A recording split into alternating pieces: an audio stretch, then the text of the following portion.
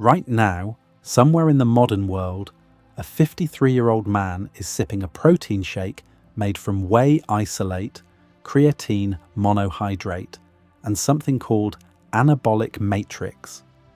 He's following a meal plan with 6 small meals a day because his trainer told him that's how you fight muscle loss after 50. He's spending $400 a month on supplements, and he's still losing about a pound of muscle every year. Meanwhile, a medieval peasant at the same age, eating 2 meals a day, most of it bread and peas, was hauling timber, swinging a scythe through barley fields, and carrying sacks of grain that weighed over 60 pounds. And his skeleton tells us something that modern fitness culture doesn't want to hear. He was building functional muscle well into his 50s on a diet that most personal trainers today would call starvation. This isn't a feel-good story about the good old days. Medieval peasants suffered in ways we can barely imagine. Famine, disease, back-breaking work with no weekends. But when it comes to how the human body builds and maintains muscle past 50, they accidentally stumbled onto something that modern science is only now beginning to understand. And the answers are hiding in their bones, their meals, and the rhythm of their days.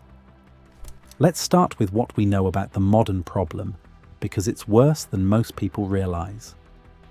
After the age of 50, the average sedentary adult loses somewhere between 1 and 2% of their muscle mass every single year.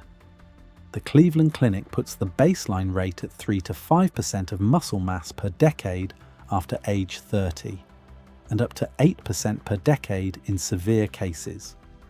But the truly alarming number is strength. According to research published by the American Physiological Society, strength declines at roughly 1.5% per year between 50 and 60, and then accelerates to 3% per year after that. This condition has a clinical name. It's called Sarcopenia, and it affects somewhere between 5 and 13% of people over 60. By 80, that number jumps to as high as 50%. The modern solution is a multi-billion-dollar supplement industry, gym memberships, and complicated meal timing protocols. 6 meals a day, protein every 3 hours, BCAAs between meals.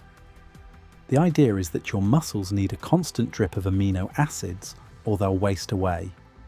And for people over 50, the message is even more aggressive: eat more protein, more often, or lose everything.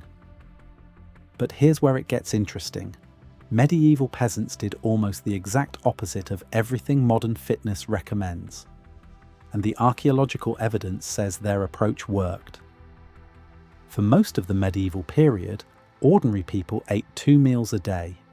The first meal came in the late morning, usually after several hours of labor. The second came in the evening after the day's work was done. The idea of breakfast as we know it barely existed for working peasants. Historical records from the period show that the 2-meal system was standard across medieval Europe from roughly the 5th through the 14th century. It wasn't until later in the medieval period, as labor demands intensified, that a 3rd meal started creeping in. Now, some historians argue that laboring peasants probably grabbed a quick bite before heading to the fields. A hunk of dry bread, a cup of weak ale. And that's fair. A man heading out to plough at dawn wasn't going to wait 5 hours with nothing in his stomach. But even accounting for that, the structure of their eating was radically different from ours. There was no snacking culture, no protein bars tucked into a satchel, no mid-morning smoothie. The vast majority of their calories came in 2 concentrated sittings, and their bodies had to make those calories last through hours of grueling physical work. Now think about what that means for their bodies. A peasant would wake up before dawn, work for 4 or 5 hours on an empty stomach, eat their first meal around midday, work another 4 to 6 hours, then eat their evening meal. That's a natural fasting window of roughly 14 to 16 hours every single day. The exact protocol that modern researchers now call time-restricted eating. And what did those two meals look like?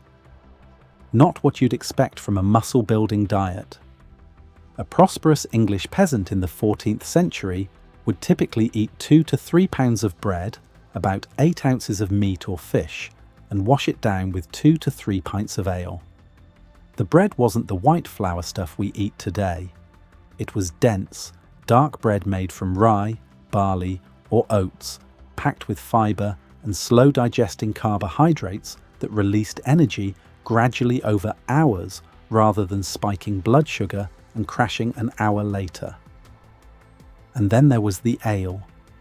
Modern people hear 2 to 3 pints of ale per day and think of a pub crawl, but medieval ale was nothing like modern beer. It was low alcohol, thick and nutrient dense, closer to a liquid bread than a drink. In some estimates, ale provided up to a third of a peasant's total daily calories. It also delivered B vitamins from the fermentation process and additional carbohydrate energy that fueled long hours of physical work. A peasant drinking ale with his midday meal wasn't having a beer. He was taking in a calorie-dense recovery drink that happened to have been invented 800 years before anyone thought to put the word recovery on a plastic bottle. Alongside the bread and ale came legumes. Peas, beans and lentils were peasant food in the truest sense. In the records of Durham Priory between 1350 and 1450, field crops broke down to roughly 25% wheat, 29% barley, 24% oats, and 18% peas and beans.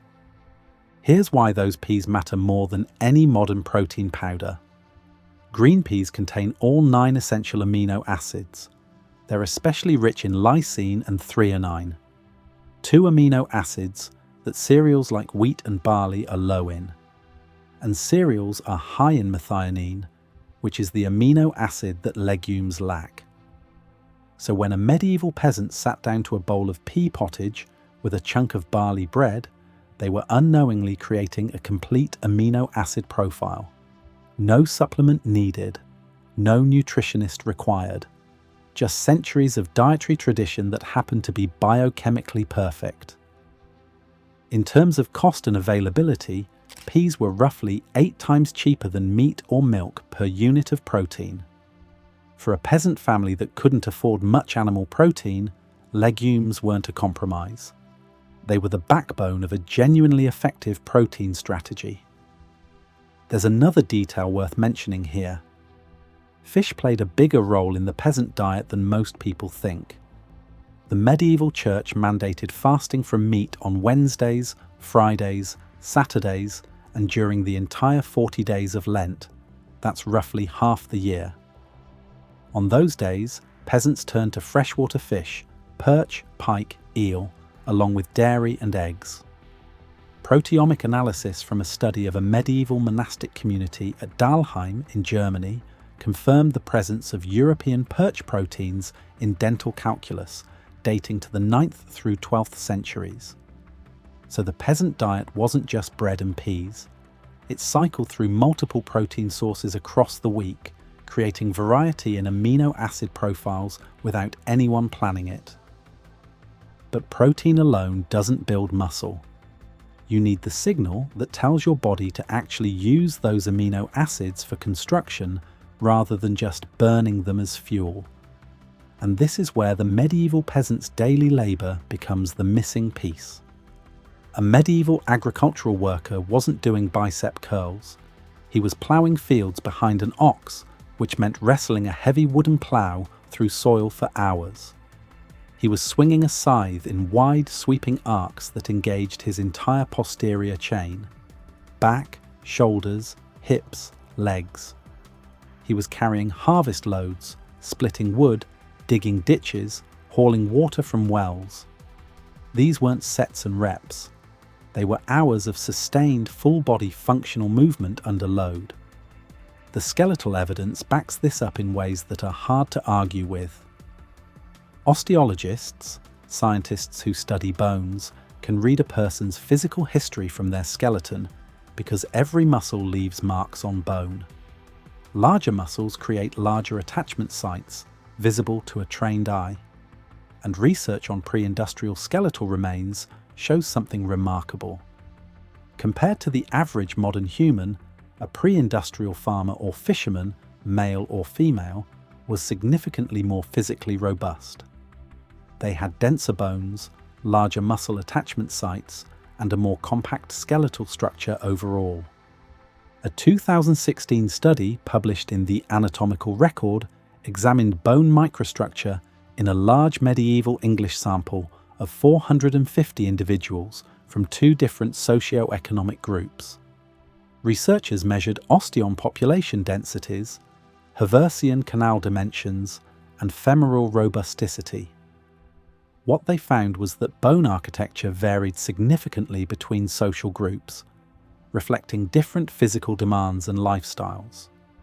The bones of labourers showed distinct remodelling patterns that mapped directly onto the kind of sustained, heavy work that defined agricultural life. A study published in Bioarchaeology International examining medieval Danish cemetery samples took it further, using cross-sectional geometric analysis of femur bones to calculate compressive strength, bending rigidity, and torsional properties. Medieval rural populations consistently showed higher values than comparable modern populations. Their bones were built to support bodies that worked hard every day for decades. And it wasn't just the bones that told this story. Bioarchaeologist Sam Leggett, in research conducted at the University of Cambridge, analysed chemical signatures preserved in the bones of over 2,000 individuals buried in England between the 5th and 11th centuries. She cross-referenced isotopic data with evidence for social status and found something that surprised a lot of people. There was almost no correlation between social status and protein intake.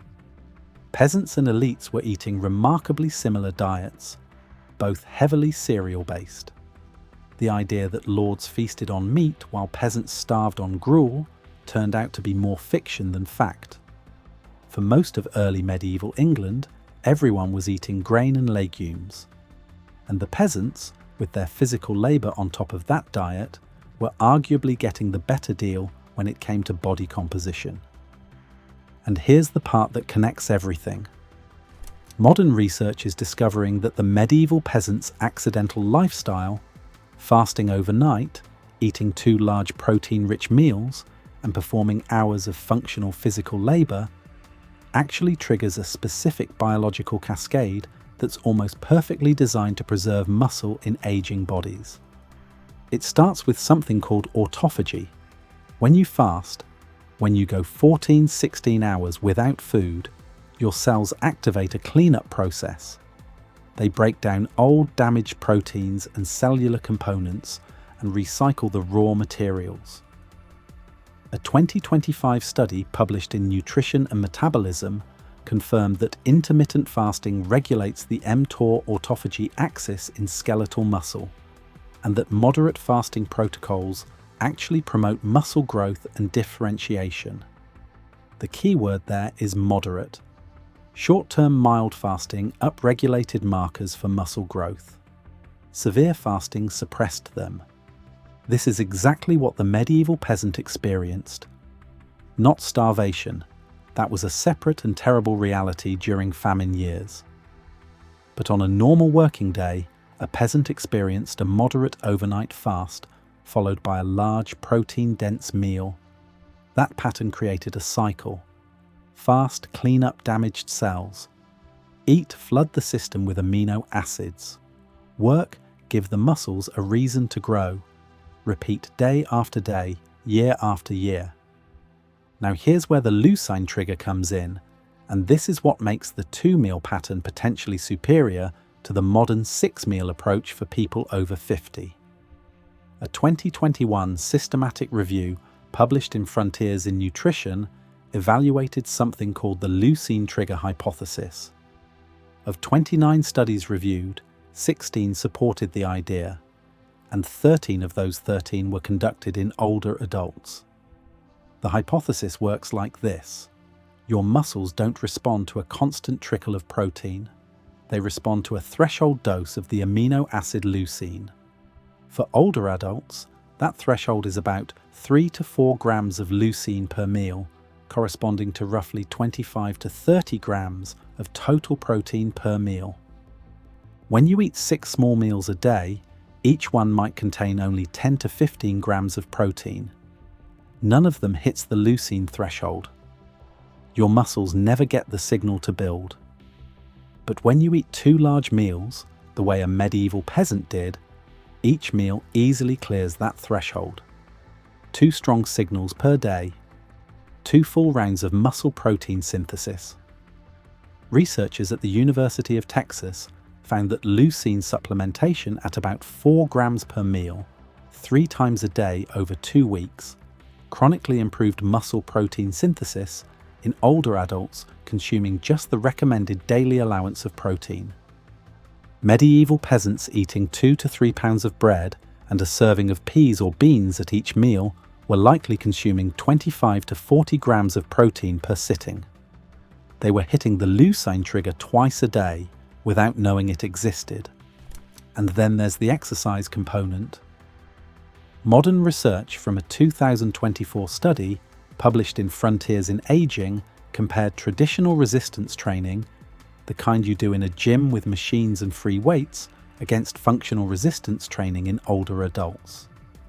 Both approaches built comparable muscle mass, but functional training produced greater improvements across a wider range of physical capabilities, probably because of the greater variety of movements, speeds, and balance demands involved. The researchers noted that traditional gym exercises often had limited carryover to the functional assessments used to screen for sarcopenia. A medieval peasant never saw the inside of a gym, but every single day their work demanded exactly the kind of varied, functional, full-body movement that this research says is most effective for preserving muscle and independence in aging bodies. Ploughing demanded sustained pushing force.